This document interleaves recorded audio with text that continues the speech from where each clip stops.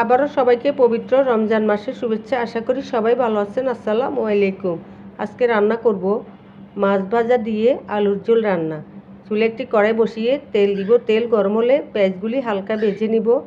স্বাদ মতো লবণ দিব, হলুদ গুঁড়া, জিরা ধনিয়া দিব, মরিচ গুঁড়া দিব, বাটা রসুন দিব।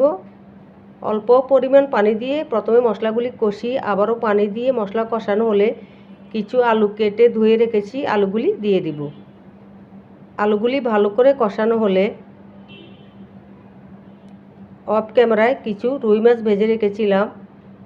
এরপর আলুগুলির মধ্যে রান্না করার জন্য যে পানি লাগে সে পানি দিয়ে উপরে মাছ ভাজাগুলি দিয়ে ঢাকনা দিয়ে কিছুক্ষণ রান্না করে নেব। নামানোর আগে ধনেপাতা কুচি দিয়ে দিব। যদি আমার মাছ ভাজা দিয়ে আলুর ঝোল ভালো লেগে থাকে, আশা করি সবাই পাশে থাকবেন। আবারও সবাইকে পবিত্র রমজান মাসের শুভেচ্ছা। সবাই যেন বাকি রোজাগুলি এবং ভালোভাবে ঈদ করতে পারেন এই কামনাই করি। সবাই ভালো থাকবেন, সুস্থ থাকবেন। আল্লাহ হাফেজ।